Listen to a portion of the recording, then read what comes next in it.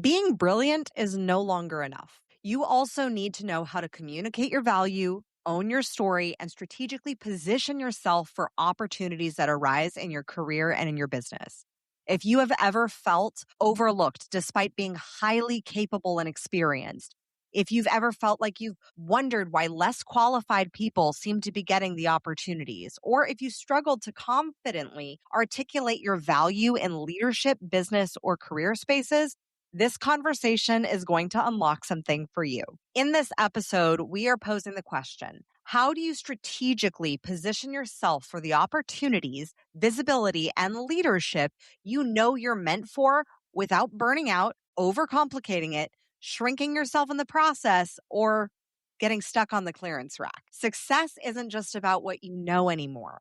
It's about how you communicate it, how you embody it, and how you position yourself so that others can clearly see the value that you bring to the table. When you master that, you stop waiting to be recognized and you start becoming undeniable. Like our guest today, the fearless Candyce Hunt.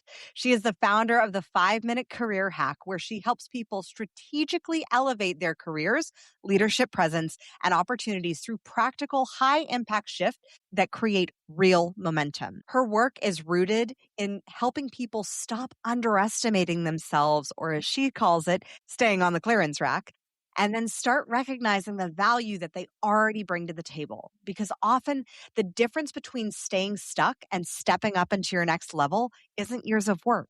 It's one powerful shift in how you see yourself and communicate that value to the world. Candyce brings a blend of strategy, confidence, leadership development, and real-world, no BS practicality. I'm Kimberly Spencer, founder of Crown Yourself, international TEDx speaker, and mentor to sovereign leaders who are here to fully own their voice, visibility, and value. This is the Crown Yourself podcast that exists to help you lead with confidence, clarity, and conscious intention in your business, your leadership, and the way that you're showing up and making an impact in the world. So if you're ready to stop playing small and start positioning yourself powerfully, stepping into greater confidence, stick around, hit subscribe so you never miss a conversation like this, and let's dive in. Welcome to the podcast, Candyce. Thank you so much, Kimberly. I'm so excited to have this conversation with you today. I look forward to it. What does it mean? I mean, I've seen your TED Talk, and I loved your TED Talk. I know that you and I were texting back and forth as we were watching each other's TED Talks after we met. And what does it mean, in short, to get off the clearing rack? And how do you know if you're even on that rack? Such a great question. And how you know you're on the rack, once you start to listen to what I'm talking about and you hear yourself in those stories, I think the resounding response from just about everybody is, goodness, that's me. I think I'm on the rack. And so the clearance rack is where you are in a position where you are internalizing, believing, and behaving based on the price tag, the value, and the worth that somebody else put on you. So that's accepting low salaries, accepting your shrinking voice, accepting limiting deposits that people make. You really just saying that that's your truth. And then that shows up in the way that you live life, of course, the way that you behave in the workplace, and you end up undervalued. So there's a lot of different ways that I talk about it. But when you are accepting someone else's value versus the value that your experience, your exposure, your education, and simply your birthright says that you should have on yourself, then you're on the clearance rack. And I know I've been on the clearance rack several times. And while I am Scottish and love a good deal, like I love a good deal, at the same time, your worth and your value of what you're bringing to the table in your career, in your business, in your services should not be on that space. When did you realize that you were putting yourself on the clearance rack? There's a lot of different points that I realized that I was putting myself on the clearance rack. And before I tell you a specific point, I think what I want to make clear to everybody listening is there is no perfect part of a journey, right? And so in my TED Talk, I talk about my journey from childhood of first being put on the clearance rack as a kid. And then that's what actually followed me throughout my career. I say that because that means that I spent about 30 years undervaluing myself when I received my first limiting deposit when I was a young child. Limiting deposits. right? And so I'm on the other side of it. I'm turning 40 this year. I didn't really start this revolution until I was 35 years old. I'm only about almost 5 years on the other side of getting off the clearance rack. So there's ebbs and flows to it where some days I'm like, ooh, that's an old thought. That's an old behavior. That's clearance rack. And just being honest, when I took my assessment, there's 5 levels. There's clearance, there's discount, there's market, there's premium, there's dominion, which is the framework of walking in your purpose.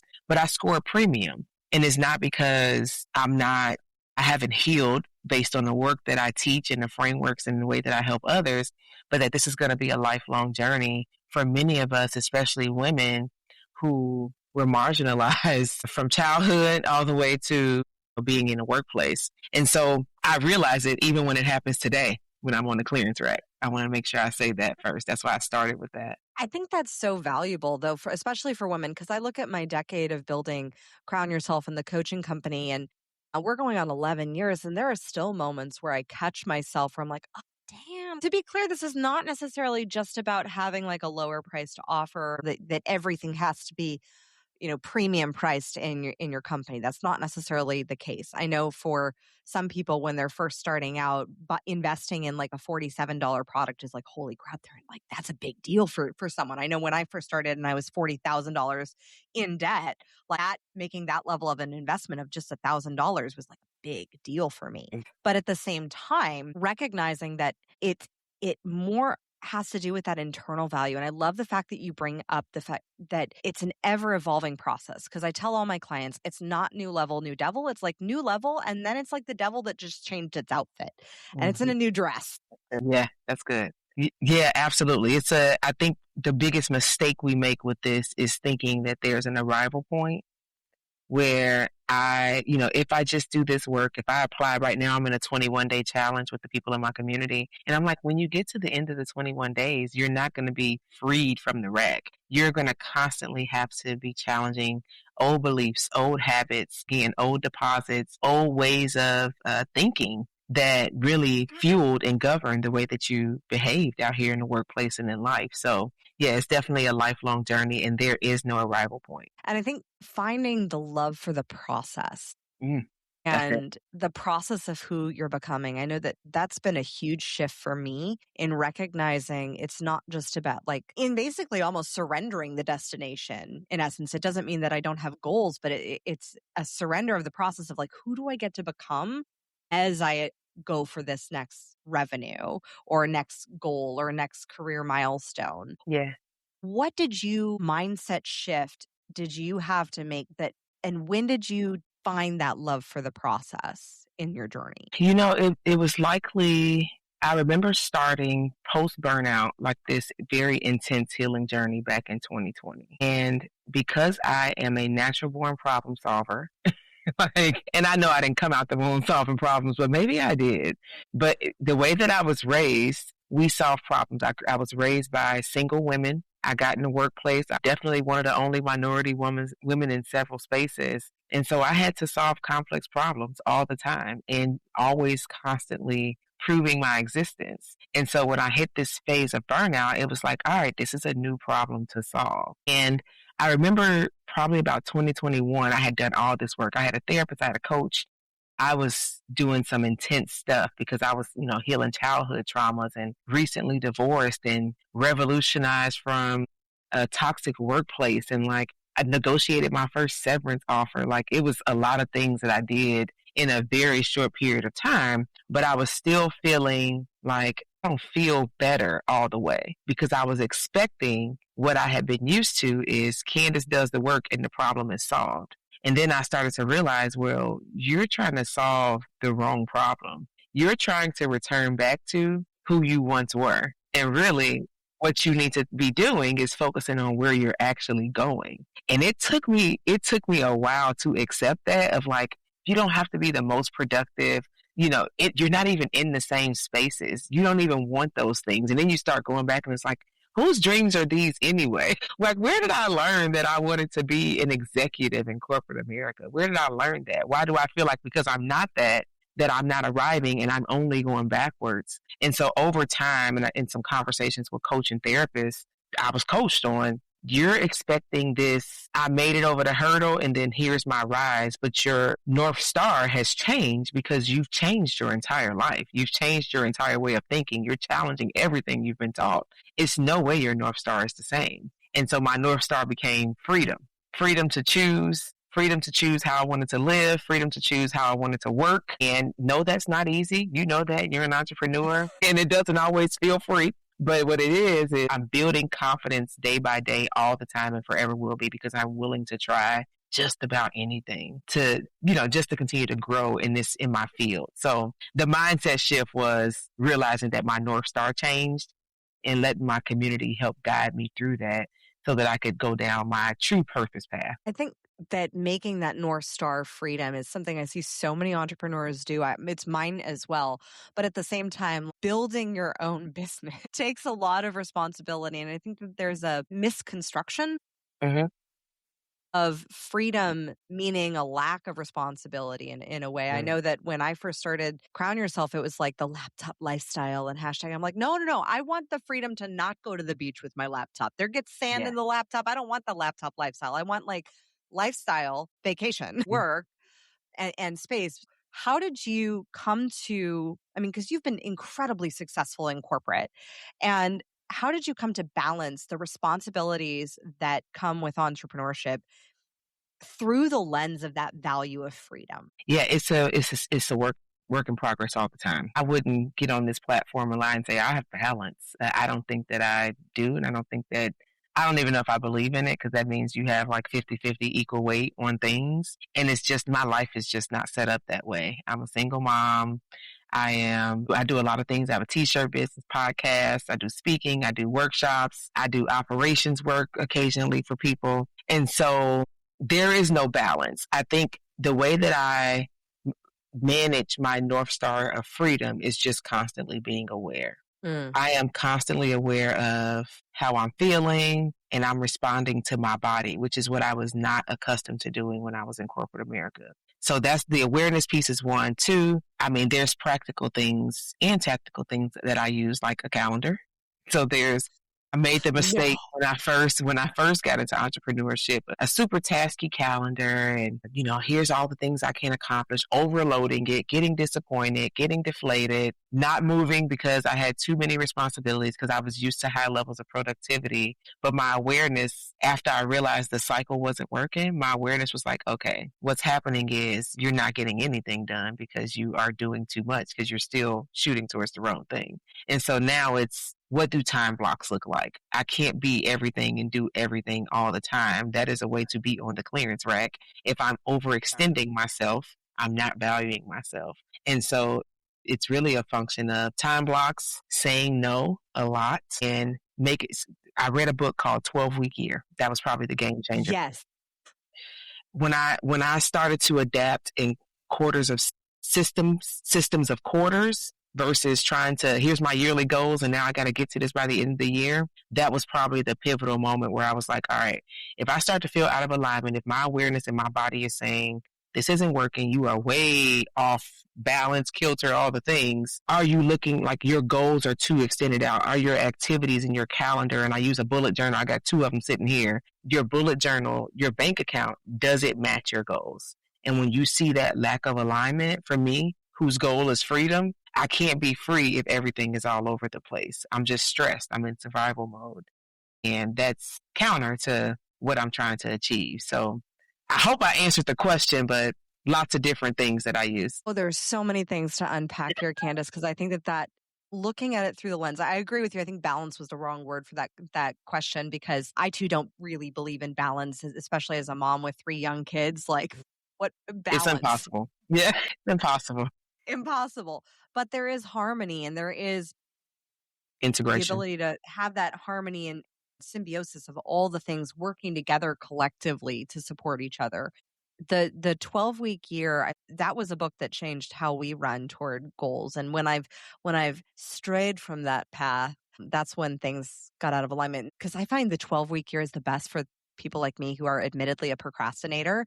I will run toward a goal in 12 weeks, but I'm like, I got a year. Yeah. Good. And here's the part of it. The thing about that, where I found myself. I am so talented. I say this with love, confidence, and humility. I'm so talented. I'm so capable, and I can do so many hard things. And I have proven to myself over and over again that I can back myself out of just about any corner I get backed into, even when I back myself into that corner. And so if I set a goal for 12 for 365 days for 52 weeks, I'm not getting started till week 51 because I know I can. And then I'm stressed. I've accumulated a year's worth of stress in this 1 week. And I'm exaggerating by saying week 51, but that 12 weeks works for me because it's attainable. It's, kind of like the SMART goals that we talk about. And it's just less pressure, and it gives you more room to breathe, to learn, to reflect, to readjust when you need to readjust.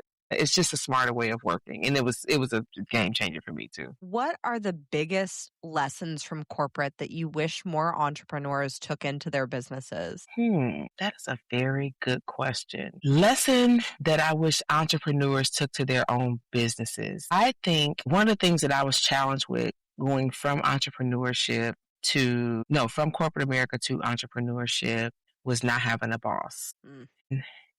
As I'm thinking and talking through this at the same time, when I was in the workspace, relying too heavily, or me seeing people, because this probably wasn't me. I probably always had an entrepreneurial spirit, just didn't want to admit it, because I thought I needed to be in corporate America to feel worthy. That's another podcast. But there was still this subconscious, I have to wait on my boss to say this, or I have to move in their direction. And probably why I was more successful and where I see there's challenges with people who I help is I was all about self-leadership when I was in corporate America. And so when I wanted to make a move, I made a move. There were times where I didn't make a move in terms of speaking up for myself, and I realized those challenges. But in terms of, hey, this doesn't feel right, I make way too little money, let me go find another company, I'm going to go do that way. Saying all that to say, I think the biggest challenge that people make is not owning their development and truly leading themselves inside of corporate America. So when they get to entrepreneurship, there's a bit of a struggle where they are not able to move. And when I say they, I'm talking about me too, because I had challenges with this. So I don't have a boss. I have to lead myself, but I just want to go to bed. I'm burned out. So I wish that I couldn't draw the line between the way I was leading myself when there was a 15th and a 30th paycheck versus the way I was leading myself when I became an entrepreneur. And when I started to remember and recall, no, Candice, you owned your development here. You were more structured when you were there. This is now everything is at stake, and this is your ownership now. Behave. You don't have to do exactly what you did at the same level of output, but treat it the same way you treated theirs. So circling it around, because I was thinking as I was talking, circling it around, I hope people can really embrace and find the ways that they were able to activate their self-leadership when they were working and bring that to entrepreneurship of you lead yourself more effectively, just like you did, or whatever lesson you learned when you were in. And you know what I think is that the root of that? Trust. Because in corporate, you trust that your paycheck is going to come on the 15th and the 30th. And so there's a trust and a certainty that you're going to achieve that goal versus entrepreneurship. The certainty is not necessarily there when you're just starting out with sales. And so you may set a sales goal, but it may not necessarily be there until you actually actively start going after it and build that self-trust that, yes, you will have income coming in. And I mean, I'm guilty of it myself. When I first started my business, it took a year and a half to even make a couple $1,000s because I doubted myself. I would let myself slide on a goal and didn't have that same self-leadership back in 2015, 2016 when I was just getting started. And I love that you address that, because that self-leadership that happens from corporate is because you see the go-getters who just go for it like you. And you were big and then pivoting and being able to make that pivot is one that I see a lot of people struggle with in daring to leap from corporate into starting their own thing. There is one thing that you wish that more leaders would not take from corporate into their businesses. What would you say that would be? Hustle culture. And I know it's kind of cliche because it's, it's whatever, but it's true. It's the same example of I know what I was able to produce, hustling, burned out, barely sleeping, not spending a ton of time with my family. I gotta grind, grind, grind, grind, grind in order to meet the goals. And we get into these other spaces, and that is what we're used to. And really, it's just a response to survival mode. And so I always try to help people, but also be loud on the microphone about that is not the behavior you want to bring into your own business because it's not sustainable. You are sure Mm-hmm. to burn out. Burnout that's another, it's a topic we can talk about if you like, but burnout is not always a bad thing, but you are sure to burn out and it be more severe if you constantly remain in survival mode and you see hustle as the goal. Do I think Mm. hustle and grind is sometimes necessary? There are periods of my entrepreneurship, even to this day, where I say, okay, I gotta go. I gotta put my head down for a few minutes to get this done. I've got a deadline of when I come back up, make sure I stay healthy. It happens still. But if it's a way of life, that is when I think it becomes detrimental. Burnout is harder to recover from and it takes longer. And I think that we don't have to take the long route on that. That's why we talk about get off the clearance rack, 5-minute career hack, all that is rooted in we want you to do it in a way that you can sustain life, sustain quality of life, and you can actually sustain your business and what you're doing. I think there's also a piece of alignment. Like, I know when I was hustling going in the wrong direction, not necessarily the wrong direction because it was the direction, but it was the direction, let's just say the wrong direction was the direction that taught me a lot of lessons the hard way. Mhm. And Yeah. being able to go in it, like, be in a space or in an industry or in a business even that wasn't fully aligned with my values, my internal compass, and the hustle that comes from force rather than from like naturally going down, like I equate it to like the rapids. Like you're going to face rapids where you're going to have to paddle in whitewater river rafting. Yeah. There's flow, like that's a lot of flow, but it doesn't mean like you're trying like hustle. I equate to almost like the image of you're trying to paddle upstream rather than flowing downriver with it. What are your habits that allow you to recognize when you're getting into survival mode or falling back into that old hustle pattern? And how do you pivot and recenter to flow? Yeah. Oh, such a rich question. And part of it I've talked about in terms of the way that I use my calendar, my awareness routines. I journal a lot. And so I'm constantly taking inventory. I recorded a series on 5-minute career hack called The Reflection Revolution. And so I probably over index in reflection, looking at my goals, looking at how I'm spending my days. And if I start to notice that my calendar is looking like a seat in the L train. L trains are in Chicago, the checkerboard seats with all the different colors. And it's confusing when I'm starting to see that with my eyes of too much is going on. When I'm starting to notice that there's key things that are not getting done, then I have a physiological reaction to these things. I know I'm sure you can probably relate to that. If like it's not working out, I'm out of alignment. I'm allowing people to come and get on my calendar without the structure. When I start to see that, I'm like, all right, I'm noticing something is off. This is because I have such a good routine of being observant, checking in with myself. I notice it way faster than I did over 5 years ago. And so what do? I am the queen of pause, Selah, and recalibrate. So I'll grab me this bullet journal. I will open up a page. And I do just a straight brain dump, reflection. Let's get everything out that's going right, that's going wrong. And then let's reorganize it into my structured week, my structured days, and my time blocks like based on my business goals. And it's, I'm not sure if you're familiar with the bullet journal process. Shout out to Jamila Brown, my co-founder, who got me onto that. But I'll pause, I rest, I recalibrate, and I get back into let's make sure we stay in alignment with what you wrote for your quarterly goals. So it happens. It happens. My kids play basketball. Because I'm as multifaceted as I am, sometimes things that come up, and it's a part of calling where I have to say yes to some things that come up, right? So when it happens, I think as I wrap this answer up, I'm glad you asked this because what I don't want people to think is they can completely avoid it, where they get burned out or where they get off balance or where they realize like I am hustling and grinding. It's going to happen, but you have to have systems and structures in place so you can notice it when it happens. So Yeah, that's the short or the long story short of my answer for that one.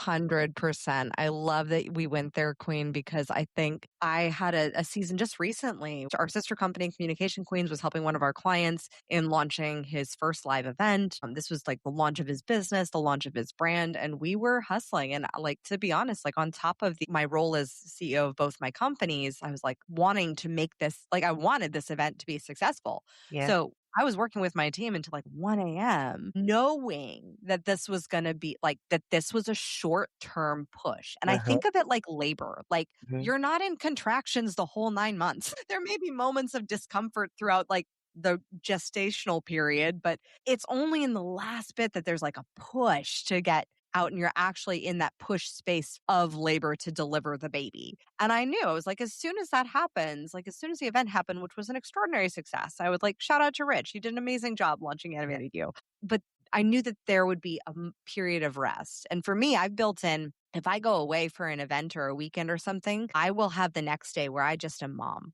And Uh-huh. I'm only mom because, you know, my babies are little and like they miss me for a few days. And so Yeah. I bake that into my schedule where I didn't take meetings for 2 days. I was just mom. And I mean, we had orthodontist appointments and things like that, but Yeah. like nothing business wise. And I think there's something so powerful that comes from two successful women being able to share and connect and say, like, you know, we don't have everything figured out, but there's some routines, habits, rituals that are in place specifically around reflection and making sure that we're staying on track with what, even when something may like curveballs happen, especially Yeah. as moms, like dirty diaper explosions, they just happen.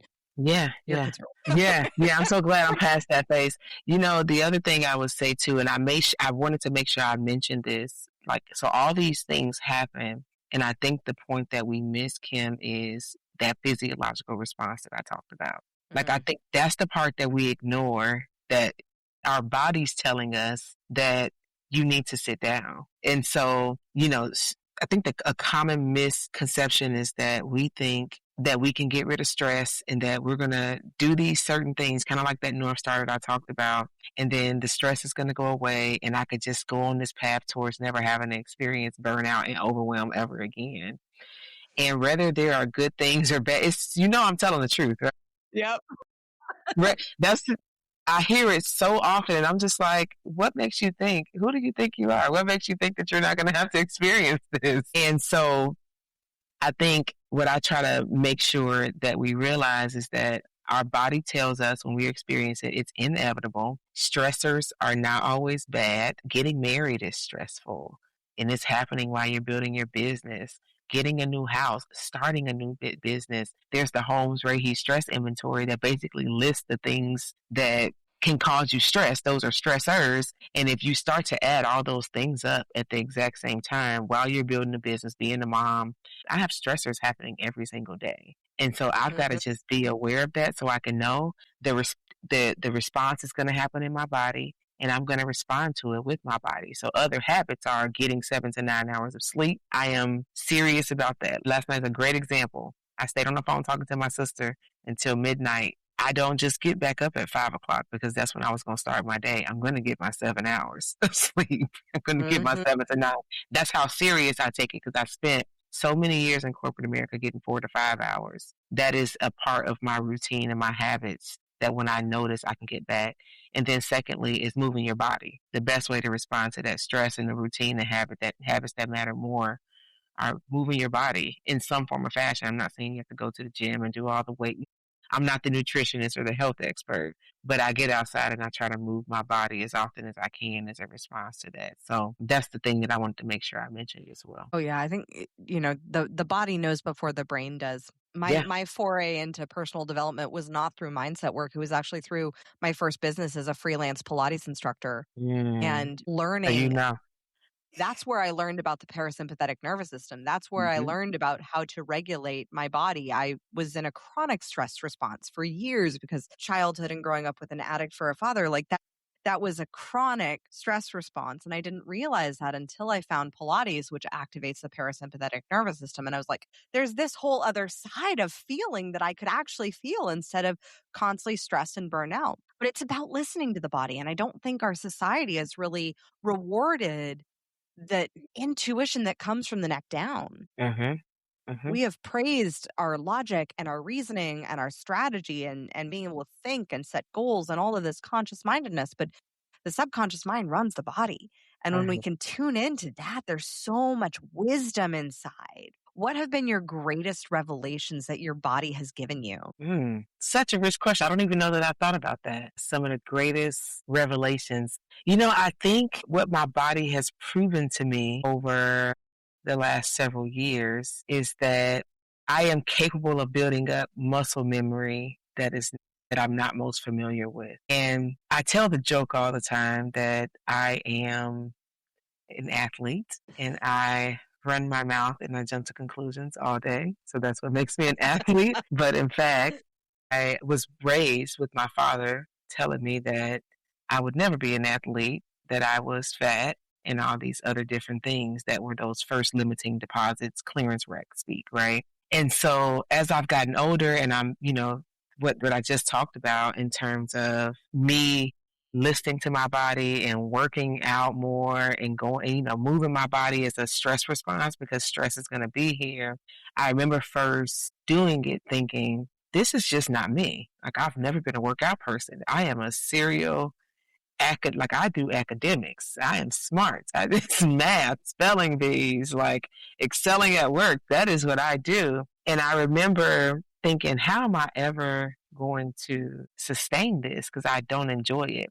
And then somewhere along my healing journey, I started to notice that I really did enjoy working out. And it was because I had trained my body and trained my mind to enjoy, because I saw it as this is a part of my healing journey. But then what happens is you fall off because life gets busy and you don't work out as much and you miss a couple of months of workout. And I'm just keeping it real on what happens. But I remember my mentor saying to me, I understand that and you're being hard on yourself because you haven't worked out, but you've built up this muscle memory in your body that when you're ready to go back, you are going to still enjoy it and you're going to be able to pick it back up.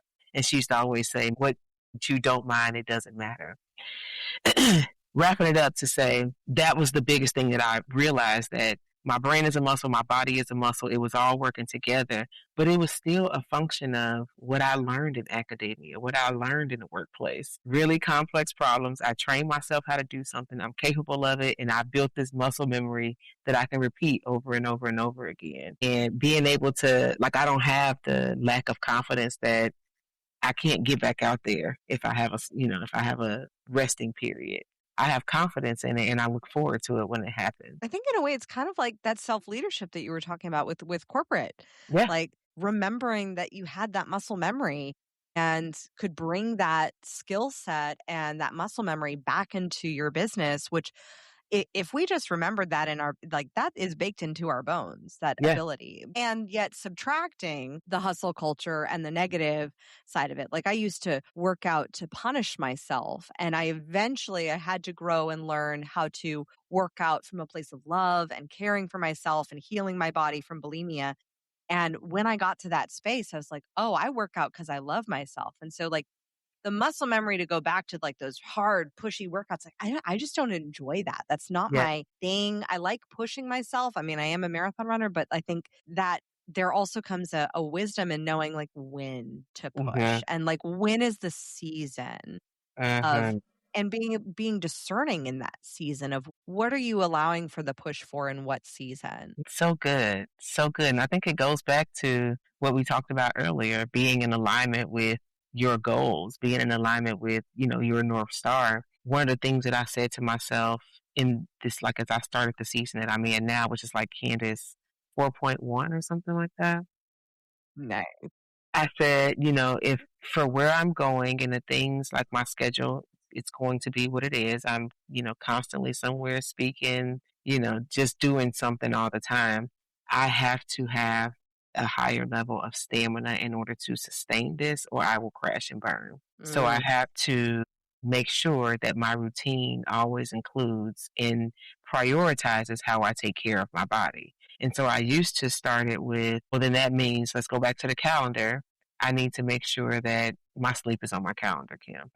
Like, no joke. It triggers me. In 10 minutes, you need to be closing your eyes. So I would prioritize it with the sleep, then workout. And then my mentor and I had a discussion once, and she's like, I think you need to flip it. Workout gets you better sleep, gets you to where you can have the stamina that you need throughout the day. And so that just, again, another shift of mindset shift of I'm thinking that I need to sleep so I can work out. No, I need to work out so I can sleep so that I can work. Rinse and repeat over and over again. But it's got to be in alignment with my goals. I know that I have a busy schedule. It's always a busy summer. This is a busy quarter. This has got to be a part of my daily habits and routine so I don't find myself burnt out and on another version of the clearance rack. Okay, well, thank you, universe, for sending a message to me through Candyce. It's for me too. I gotta constantly remind myself, Kim. Because I mean, as the mother of a young baby, like I have over the past few months prioritized sleep, and that was like the main thing. I always say take your meds, meditation, exercise, diet, and sleep. And I would put exercise first so that I wouldn't have to sleep as much because I could actually get a better, deeper sleep on less by exercising more and putting exercise first. But then I started to realize how depleted I was as a mom with 3 young kids and like one of them being a baby who's currently kicking me in the face and loves to sleep on my head. And so I too have been in the season of prioritizing sleep first ahead of exercise, which has caused exercise to drift. And I got the message. All right, we're gonna put that one first back. Do you use a sleep app that allows you to track or anything like that? Yeah, so Apple, by Apple, I'm an Apple girl. Yeah, you're Apple too, because we were blue in the text message. Oh yeah. Yeah, so the sleep app that was a big part of my journey was, tracking my health in the Apple app. And so sleep steps, I fell in love with working out because I created a system. I need to close my rings every day, right? And so, there was a point in time where me and my friends would be like sending each other, here's how many hours I got last night, here's how many hours I got, and doing that over time. Now it's just, it's just a way of life at this point. Like I have to get my sleep. Oh yeah, I use the Rise app. Oh really? And it's okay. Where for me, it was a wake up call when I saw how much sleep debt I actually had, where I was like, oh, damn. I'm like, and it would say like, you're at a 35% energy potential. I was like, oh, and then one time I got up to a 60%. I was like, this is what I'm like. It's 60% energy. Watch out, world. I know. So when you see the greatness that you're stepping into, I love the quote by Marianne Williamson that, it's not our darkness that scares us, but it's our light. It's the potential that we have. It's actually our greatness. Do you still catch yourself in moments of self-sabotage and where other things can easily shift? And I know we've mentioned about how reflection in the bullet journal really helped bring you back. But what are those big stretchy goals that are still feeling really big for you? Yeah. I mean, can I talk to you all the time? Because I love your questions. I love coming up on podcasts and being asked questions that nobody's ever asked before. There are absolutely moments, and I try to be as open about this as possible because sometimes people look at me and go, like, oh my gosh, she's got it all. She's so confident. She shifts the room, like all these things. And I'm like, yes, that is true. And I still get afraid. Sometimes when I negotiate or say, hey, this is my fee, because I accepted so little for so long, I still get nervous if somebody's going to say yes. I'm still going to ask for it though. I'm going to still ask for what I want. Yeah, don't get me wrong, but I still doubt myself at times. Again, it's because I spent so much time on the other side. And so one of the biggest things that sometimes can be like the stretchy goal is I'm running multiple businesses at one time. And we're about to hit summer. My daughter and our t-shirt business does very well over the summertime because of picnics and family reunions. And so the revenue that comes in from, doing what I do from a speaking standpoint and from the t-shirt business, it surprises me sometimes. And I think, am I an imposter? Like, am I really doing this? Like, how is this happening? And not just the summer, but just in general, like if I'm negotiating a deal or just whatever I'm doing, sometimes I think that I'm in some fantasy world and I can't believe that I'm actually doing this. but it's the reps. It's the reps. It's the courage that I build through even when I am afraid or when I go, is this right? Is that number right? The courage that I build just by asking it anyway and staying in tune with, I like to talk about the Dominion Code, which is the truth. The truth says I deserve this. The truth says my experience, my education, my exposure, all the things that I'm capable of that I can do, what you're going to get, the value you're going to get in exchange for what you give me. The truth says this is the number, but I still have man, that's crazy. That's crazy. And I felt that a lot throughout my career, honestly, Kim. I remember as I grew in corporate America, I thought it was a dream. I was like, I am 25 years old. What am I doing as store manager for a big retail store? And I was always the youngest. I was always, it just went really, really fast. And so naturally, I'm going to have those moments, but I'm willing to keep trying. I know that I have not tried everything that I can accomplish. And I'm just like, I'm built that way where I'm just like, oh, why haven't you stopped? Because I haven't tried everything yet. I've tried everything. I'm going to keep going. I got more to try.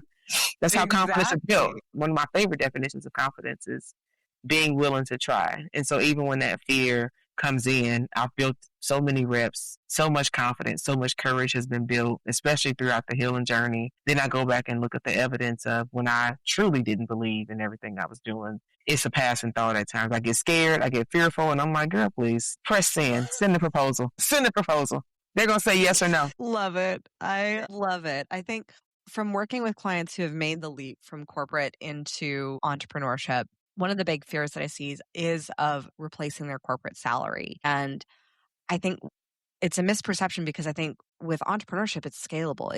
You can make things that are scalable where it's no longer dependent just upon the time that you're putting in at the company. When did you get to experience that shift? Tell me more about the shift. The shift of being able to see the potential of the growth of your business rather than attaching your dollar to the time and the amount of time that you're spending in your company. So I hope this answers the question, but this is what's hitting my mind as you asked the question. Because there was a point in time where I limited myself because I was comparing the work and what I made in corporate America to the work and what I make now. And I don't even know that I even think about it that way anymore. I don't even know if I compare it. This is better. Here's why. Made a lot of money working in corporate America. Missed key family events, tired, burned out. It just wasn't worth it, right? Here, I am present for my family. I am a full-time mom, full-time single mother. I am here in my office almost every day. And I'm able to be present, which is far more valuable. And I've figured out a way to generate revenue where I get to do this. I am privileged enough to do this. And so I think the shift for me was when I said the way that I got to that exact number, I don't ever want to do it that way. But here's a number. I can get to that exact number. To your point, scalable, it may look different over time, but I can get to that exact number if I just compound these great habits, these great routines. This Way of Living, Compound Effect, is one of my favorite books. If I keep doing these small daily things every day, build the processes and routines, make sure that I'm learning from my mistakes and implementing and adjusting so I don't lose momentum, this way is more sustainable. I will be able to scale, and I'm less likely to burn out the same way that I did over here. Not burn out, but burn out the same way. So just that when I let go of the comparison, because that held me up for a while, then I was able to shift my mind into how I'm functioning in this new space and not have these expectations that it was going to ever look like it did before. And it actually looks better now. I am spending far less time making the money that I make now. When I look back at the time, hell, if I'm working 20 hours a day almost, it adds up. I was sleeping, so it adds up. So when I stop comparing, long story short, when I stop comparing, that's when the shift happened for me, and I can continue to move towards freedom. And I see scalability. I mean, it's happening right before my eyes. Mic drop, Candice. I have loved this conversation. I think that is probably one of the most valuable insights for those who are making the shift, is that it literally is no comparison when you are, in one way, you're only prioritizing money. And in the other way, there's quality of life. presence with your family, the value that you're putting into the world, and the price of fulfillment. And like, does that really like, what's the price tag that you're going to put on that? And I love the fact that you have found that path forward and created that intentionally. I would love to pivot into a little bit of rapid fire to wrap this up. Are you ready? Yeah. Who is your favorite female character in a book or a movie, and why? Female character in a book or a movie, and why? Man, I need to. Does it have to be fiction or nonfiction? Rapid fire. Just first that Olivia comes to Pope. mind. Olivia Pope. Olivia Pope. She solves problems. She's the fixer. I love it. What person, alive or alive and in their time, would you want to trade places with at any point in history just for a day to experience life as they did? My daughter. I want to experience. She's so confident at 11 years old, and just she has it. And I just want to walk in her shoes one day and feel what it feels like to be 11 and confident. I felt the same thing about my 14-month-old. Yeah. I feel you. I'm like, dang, she has confidence. I have no idea what that is at 11. I was 35 when I got to where she is. Yeah. My goodness. What is your money routine, both in your business and in your personal? Like, do you look at P&Ls? Do you journal about money? Do you manifest it? How do you think, what's the routine or rituals that you have around money? Great question. Daily 7, We Should All Be Millionaires by Rachel Rogers. And one of the daily 7 is check your money. So I have number 1 routine is know what's there all the time. It's just like the bullet journal, writing out the task. If you know what's there all the time, then you are more likely to manage it better. But of course, there's things like budget. That's a big entrepreneurial piece that I had to learn of what's minimum budget, what's maximum budget, and let's find the gap or keep the gap closed. So I'm constantly, there's revenue goals, there's budgeting goals, and all that I do as well. But the daily 7, check your money daily. That's usually the step that gets me to step 2. Awesome. What do you define to be your queendom? My queendom. Man, these are tough questions. It's my dominion. Rapid fire, queen. Yeah, I love it. I love it because there's so many things. My queendom is me, my confidence, and the dominion that I move around with. I truly have reconditioned myself to believe that I am God's favorite. I believe that I can accomplish whatever I set out to accomplish. I believe and know that I shift rooms when I walk into them. I believe that the words and the sound of my voice can help transform lives. I believe in my brilliance, that I create the frameworks that help people to transform their bank accounts, their businesses, their careers, their leadership. I believe in all those things and I move that way. And so that confidence, that dominion, that governance, that's my dominion. That's my queendom. What does it mean to crown yourself? This is good, Kim. What does it mean to crown myself?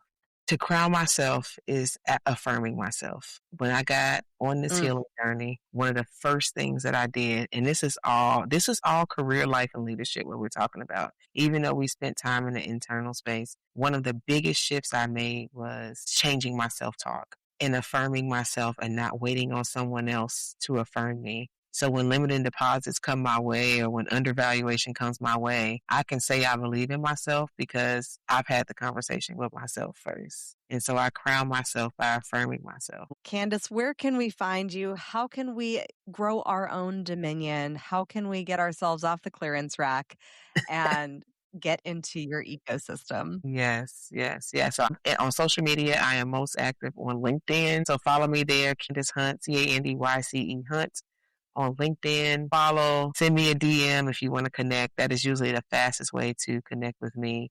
And then I also have 5-Minute Career Hack. If you go to the website, join our email list, and we tell you about all the wonderful ways that you can get plugged in with 5-Minute Career Hack. It has our courses there. It has the way to join our free community. And then it also will link you up to my TED Talk where I talk about get off the clearance. And all of that will be linked in the show notes. So make sure you click down below and follow Candyce, get connected in her world. She is someone that I'm so honored and excited to know you at this stage and where you're going and what amazing dominion and service that you lead with. I'm just so excited for you and to just know you and to grow with you. As always, my fellow sovereigns, own your throne, mind your business because your reign is now. Thank you so much.